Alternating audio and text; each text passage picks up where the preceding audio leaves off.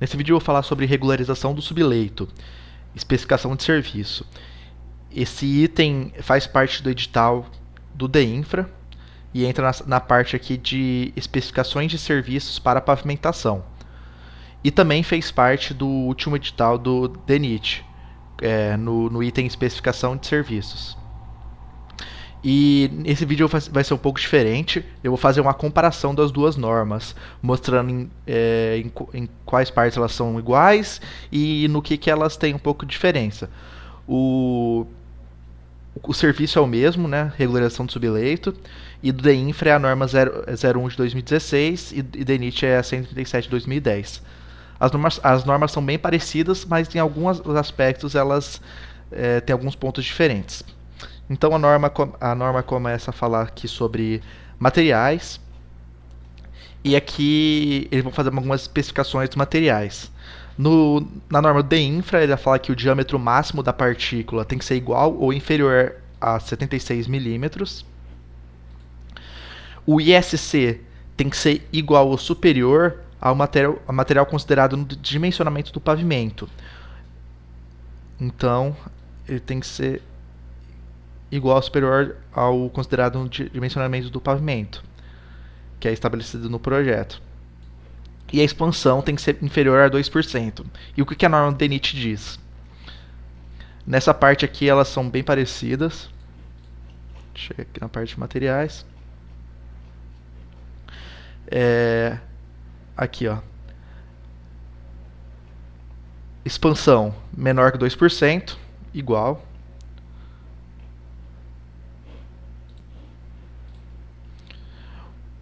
O diâmetro máximo da partícula não pode ser maior que 76, então igual também, só mostra que 3 polegadas. E na norma do DENIT ele ainda adiciona um outro item, que o índice de grupo deve ser no máximo igual ao subleito indicado no projeto.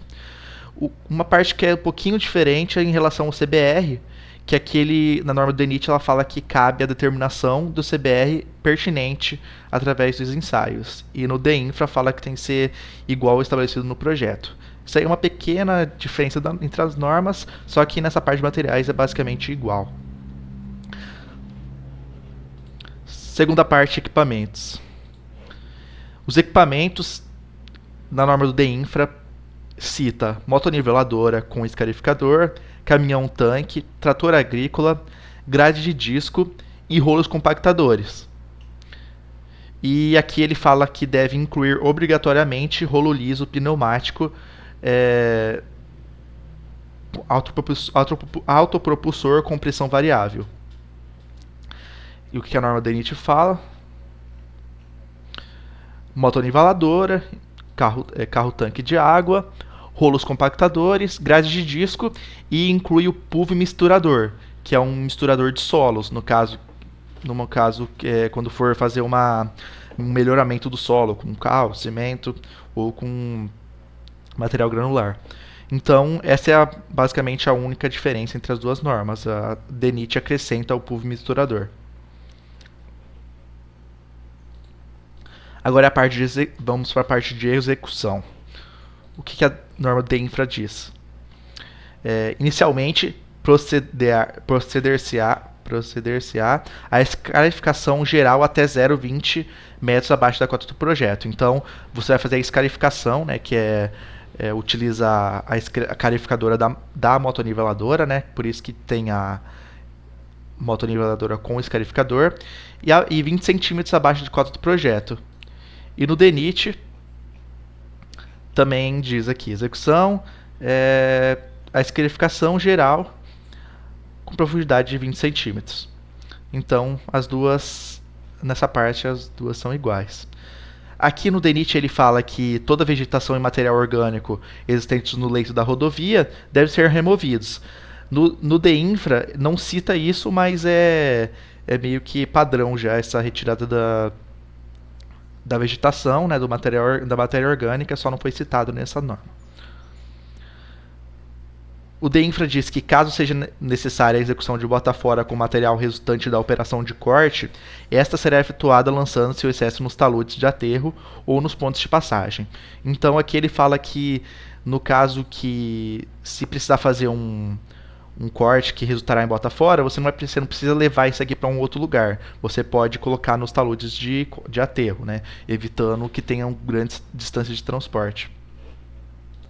Já na norma do DENIT não cita isso, né? Na parte de execução, aqui na norma do DENIT, ela é mais sucinta. Só fala da retirada da matéria orgânica, da escarificação com 20 centímetros abaixo da cota, e aí fala da pulverização, umedecimento, compactação e acabamento.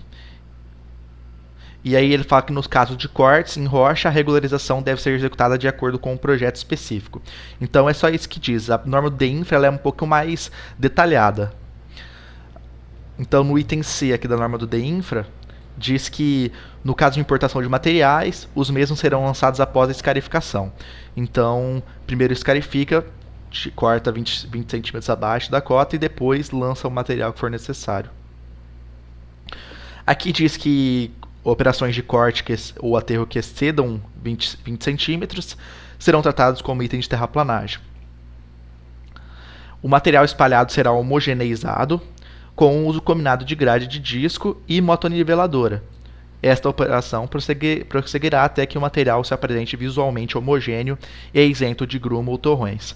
Aqui na norma do DENIT diz aqui, né, que é umedecimento, secagem, pulverização. Aqui ela só dá uma especificada no serviço, né? Dá uma detalhada a mais. O teor de umidade utilizados na regularização para efeito de compactação deverá estar situado no intervalo que garanta um ISC mínimo igual ao obtido no ensaio método DNR ME49. Então aqui basicamente só fala que a umidade tem que garantir o ISC mínimo, e se o teor de umidade estiver fora dos limites, você tem que fazer o umedecimento da camada ou escarificar se ela estiver muito úmida, né? Aqui na norma do DENIT não cita essa parte. Então a gente pode ver que a norma do DEINFRA, pelo menos nessa parte de execução, ela é mais detalhada. Concluída a correção da umidade, a camada será conformada pela ação da motoniveladora e em seguida liberado para a compactação. No acabamento, a conformação geométrica só será permitida por corte, pela ação da motoniveladora em conjunto com o rolo de pneus, sendo vedada a correção de depressão por adição de material. Então, você só pode conformar cortando o material, você não pode adicionar material novo. As pequenas depressões, saliências resultantes da atuação de rolo pé de carneiro de pata curta, não são problemas da superfície acabada, desde que o material não apresente solto ou sob forma de lamelas. Então aqueles pequenos buraquinhos que se formam com a execução com a passagem do rolo de pé de carneiro, a norma diz que não é nenhum problema para superfície acabada. Aqui ele fala que as leiras que se formam lateralmente à pista acabada deverão ser removidas, lançando-se o excesso nos taludes de aterro. Então aquela parte que fica sem compactar, né, aqueles montinhos de terra do lado, tem que ser removidos. E aqui ele fala que tem que evitar a liberação da regularização do subleito ao tráfego usuário, em face da possibilidade do mesmo causar danos ao serviço executado, em especial sob condições climáticas adversas. Então aqui ele fala que após essa execução da regularização do subleito, você não pode liberar o tráfego. Então aqui tem uma importância do planejamento para que você execute as próximas camadas com rapidez, para evitar com que o trecho, né, você fique sem o tráfego por muito tempo, né, seja bloqueado por muito tempo. E aqui já no DENIT ela não cita essa informação. E aqui fala que para os cortes você tem que proceder de acordo com as especificações de serviço relativa a cortes. Então essa parte de execução a gente pode ver que na norma do DEINFRA ela é mais detalhada e na norma do DENIT ela é mais simplificada. E aqui a parte de controle tecnológico, onde tem algumas diferenças entre elas, a gente vai ver agora. O controle tecnológico, de acordo com o DEINFRA, diz que é necessário fazer um ensaio de compactação com a energia especificada, com amostras coletadas a cada 100 metros de pista.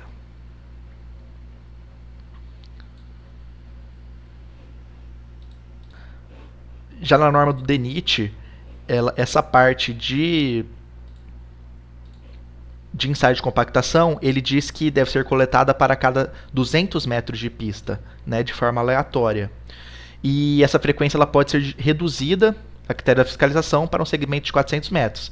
Então a gente pode ver aqui já uma diferença entre as duas normas, no, controle, no que se refere a controle tecnológico. Aqui na norma do DEINFRA, ensaios de granulometria com espaçamento máximo de 500 metros de pista. Esses ensaios não servirá para aceitação ou rejeição, porém a de utilidade no controle da homogeneidade dos solos de jazidas para futuras comprovações e pesquisas.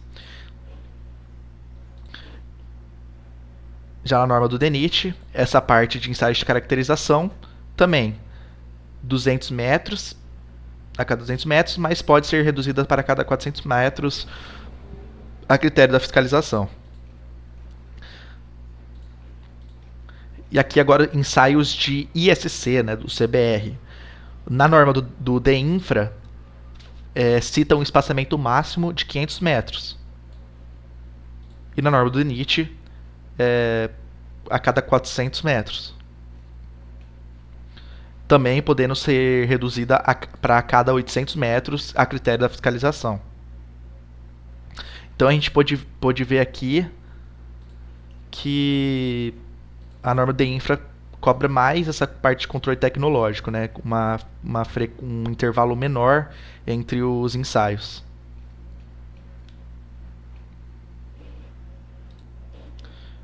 Aqui eu fiz um slide aqui para colocar os ensaios e as diferenças da norma do DENIT e do DEINFRA. Vamos preencher aqui olhando as normas. Então, o primeiro é o ensaio de compactação, no DEINFRA 100 metros, a cada 100 metros, e no DENIT... peraí... Controle de material aqui. E no DENIT 200 DEINFRA.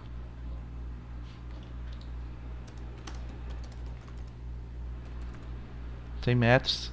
Já no DENIT a cada 200 metros, podendo reduzir para 400 metros. Ensaio de granulometria, que é o de caracterização também, né? No DEINFRA, espaçamento máximo de 500 metros.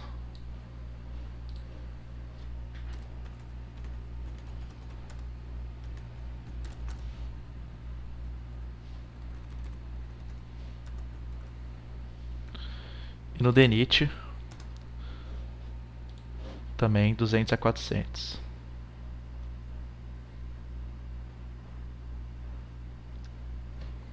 Aqui, caracterização 200 a 400.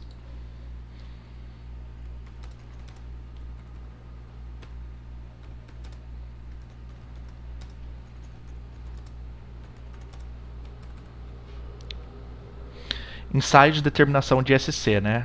Índice de suporte de Califórnia. No DEINFRA aqui é espaçamento máximo de 500 metros. Então é igual ao de granulometria. E no DENIT a cada 400 metros, podendo reduzir para 800.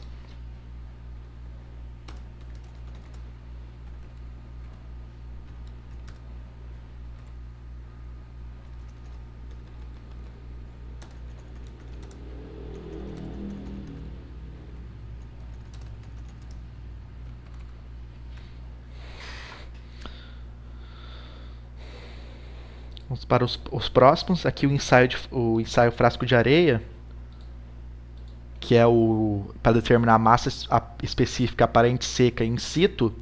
No no DEINFRA ele cita um espaçamento máximo de 100 metros.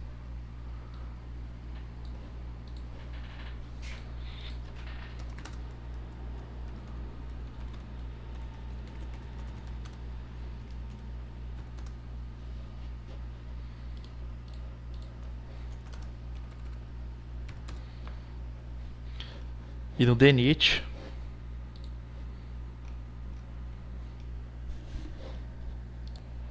ele cita um método diferente.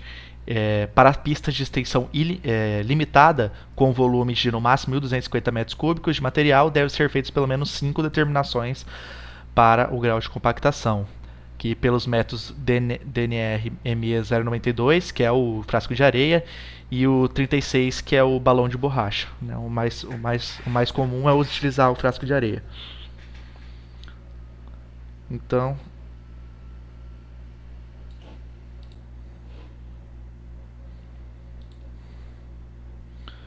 aqui essa parte de viga Benkelman, que ela vai determinar as deflexões recuperáveis, aqui na norma do DEINFRA fala que é a cada 20 metros, nas posições correspondentes às futuras trilhas de rodas, externa e interna, e cada uma das faixas de tráfego. E na norma do DENIT não cita a viga de Benkelman nessa norma. E agora, para finalizar aqui, o controle geométrico.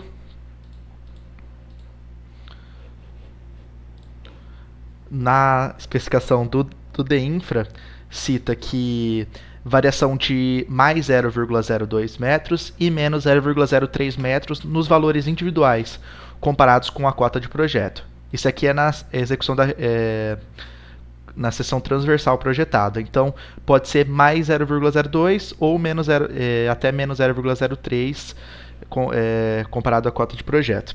Se ocorrer variação superior ao limite mínimo, a camada deverá ser escarificada e o serviço refeito com ônus de execução exclusivo da construtora.